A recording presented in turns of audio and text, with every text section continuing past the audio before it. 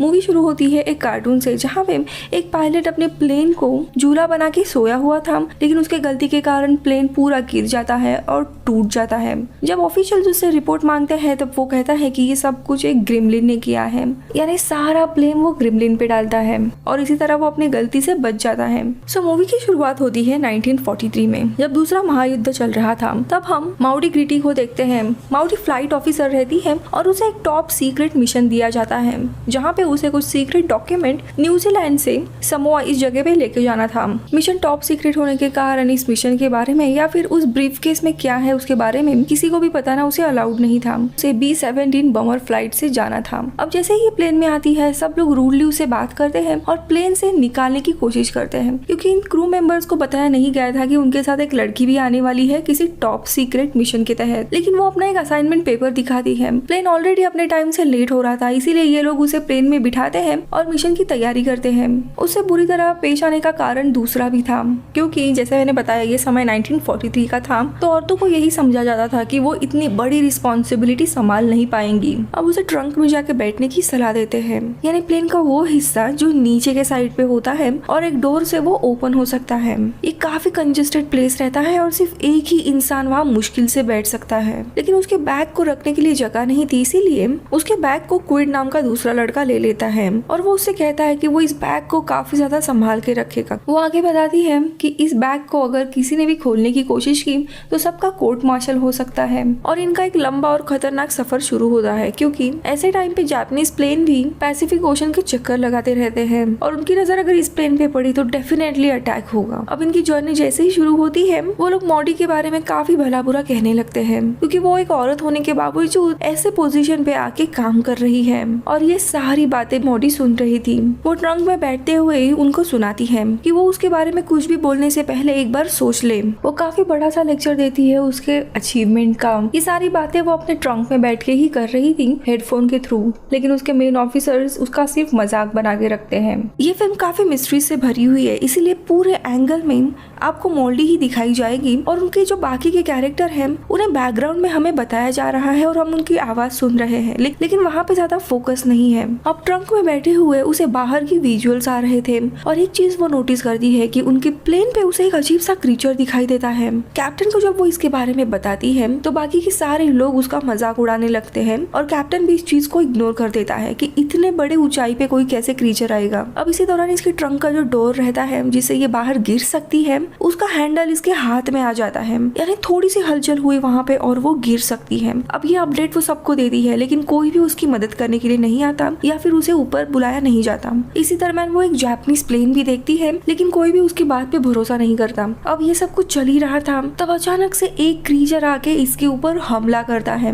दिखने के लिए ये क्रीचर ग्रेमलिन जैसा था। अब इसके प्लेन का हैंडल नहीं था, इसीलिए ये उंगली से अपने डोर पकड़ती है और इसके पास एक गन रहती है। वो लोड करके उस क्रीचर को मारने की कोशिश करती है, लेकिन आवाज से डर के वो क्रीचर कहीं और चला जाता है और इसी में अभी इसकी उंगली टूट गई थी, उसे वो ठीक करती है। अब क्रू मेंबर्स ने भी गोली की आवाज सुनी थी और कैप्टन मोडी से पूछताछ करना शुरू कर देते हैं, लेकिन इसे पता था कि ये बताने की कोशिश भी करे तो भी वो हंसेंगे, इसलिए वो जानबूझ के उन्हें क्रीचर के बारे में बताती नहीं है। अब कैप्टन फाइनली डिसाइड करता है कि उसे उस ट्रंक से निकाल के पूछताछ करने के लिए ऊपर लाएंगे, लेकिन तभी जापानीज फाइटर प्लेन इनके प्लेन के करीब आ जाता है। मोडी को यहाँ पर कैप्टन से परमिशन नहीं मिलती जापानीज प्लेन पर फायर करने की, लेकिन वो जापानीज प्लेन काफी नजदीक आया था, इसलिए मोल्डी बिना परमिशन के ही फायरिंग करके सब कुछ चुप कराती है। तब जाके इनको समझ आता है और इन लड़कों में ही आपस में झगड़ा शुरू होता है। और इसी दौरान हमें पता चलता है कि मोल्डी के हाथ में जो फ्रैक्चर था वो दरअसल झूठ था। इसी झूठे फ्रैक्चर के कारण से दूसरों के प्लेन में आके बैठना पड़ा था, अदरवाइज वो खुद भी प्लेन फ्लाई कर सकती है। वो असल में MI एजेंट भी नहीं थी, लेकिन तभी उसकी नजर वापस उस क्रीचर पे जाती है जो धीरे धीरे प्लेन के काफी सारे पार्ट्स ब्रेक करके इसे डैमेज करने की कोशिश कर रहा था। जब वो क्रीचर मोल्डी को देखता है तब उसकी कांच तोड़ने की कोशिश करता है, लेकिन अचानक से वो क्रीचर वहाँ से निकल जाता है। मोल्डी के पास गन थी, ये देख सब लोग हैरान हो जाते हैं और मोल्डी को उसकी रियल आइडेंटिटी रिवील करने के लिए कहते हैं। वो सिर्फ इतना कहती है कि वो MI एजेंट नहीं है और शादीशुदा औरत है। और पूरे क्रू को पता चल गया था कि इसकी रियल आइडेंटिटी कुछ और है तो उस बैग में क्या है इसके लिए और भी वो क्यूरियस हो जाते हैं और कैप्टन उस बैग को खोलने की ऑर्डर्स देते हैं और मोल्डी को भी ऊपर लाने के ऑर्डर्स दिए जाते हैं। लेकिन अब मोल्डी उस ट्रंक के गियर बॉक्स को जाम करके बाहर निकलने से मना कर देती है, क्योंकि अगर अब वो बाहर निकली तो उसे पता था कि क्रू मेंबर्स उसे बुली कर करके उसकी रियल आइडेंटिटी पता करने की कोशिश करेंगे और उस बैग को भी वो खोलेंगे। इनका ये आर्ग्यूमेंट चल ही रहा था, लेकिन इसी बीच ड्रॉन नाम का क्रू मेंबर भी उस क्रीचर को देख लेता है और अपने क्रू से यही कहता है कि एक बहुत बड़ा रैकून यानी बहुत बड़ा जानवर प्लेन पे है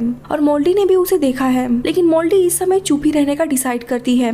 इसके कारण सबको लगने लगता है कि उस बैग में ऐसा कुछ है जिसके कारण ये सब लोग हेलुसिनेट कर रहे हैं और प्लेन भी खराब हो रहा है। अब काफी आर्ग्यूमेंट के बाद वो लोग उस बैग को ओपन कर देते हैं और तब रिवील होता है उस बैग में एक बेबी है और यहाँ पे हमें मोल्डी की बैक स्टोरी पता चलती है। ये बच्चा मोल्डी का ही था और बच्चे के साथ वो अपने होम टाउन से भाग रही थी।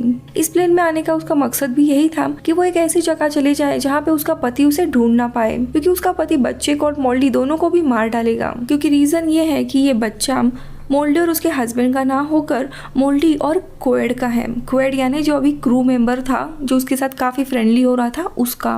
मोल्डी का पति काफी अब्यूजिव था, हमेशा उसे मारता था।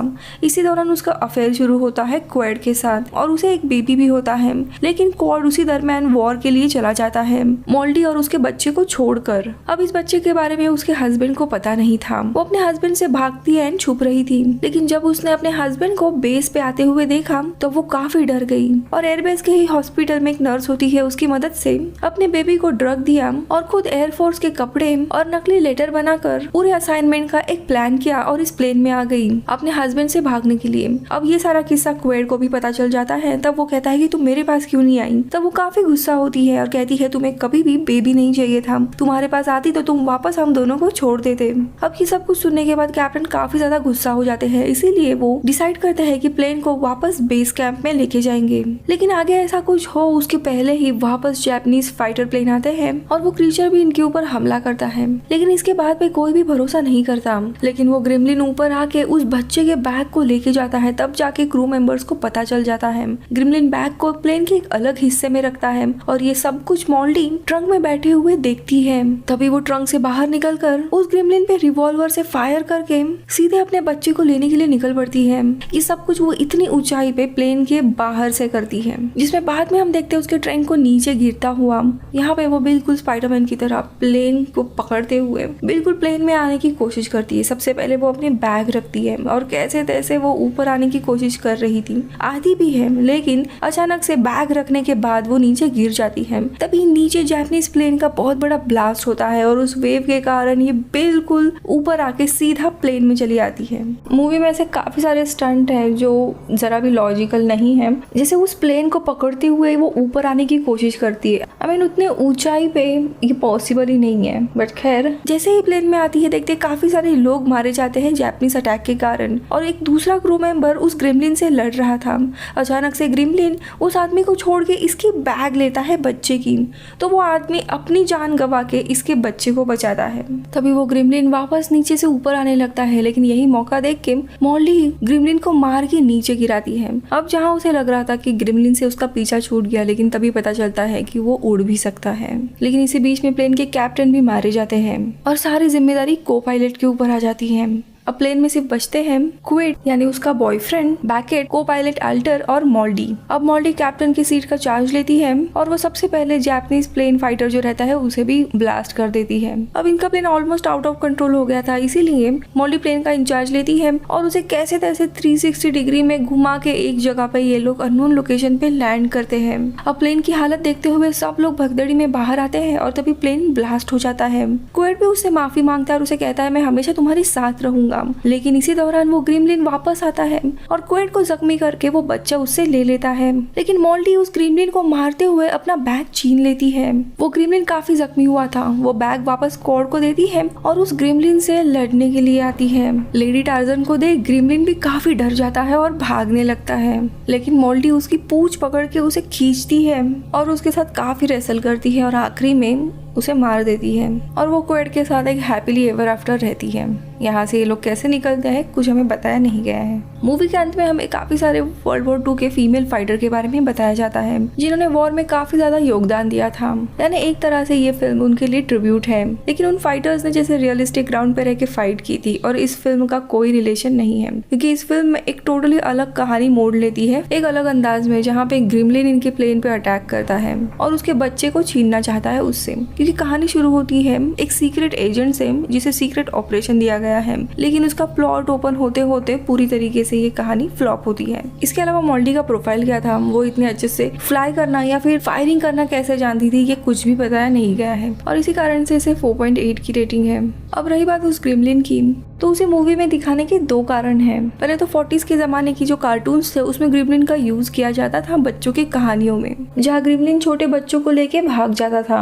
और दूसरा कारण ये था कि उन्हीं कार्टूनों में ये भी दिखाया जाता था कि कैसे ग्रिमलिन उड़ के आते हैं और प्लेन को खराब करके जाते हैं। और उसके बाद एयरफोर्स के ऑफिसर्स भी ग्रिमलिन का यूज किया करते थे और मनगढ़ंत कहानियां बनाते थे अपने काम से भागने के लिए।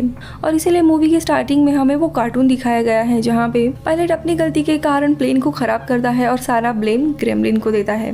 मूवी अगर एक फाइटर लेडी पे बनाते तो शायद चल जाती, लेकिन इसमें अननेसेसरीली फेमिनिज्म का तड़का दिया गया है और अचानक से सब क्रू मेंबर्स उस बच्चे को बचाने के पीछे पड़ते हैं। ये बात तो थोड़ी सी अजीब ही है। आपको क्या लगता है मूवी के बारे में मुझे कमेंट सेक्शन में बताइए। मैं मिलूंगी आपसे अगले वीडियो में, तब तक के लिए बाय बाय।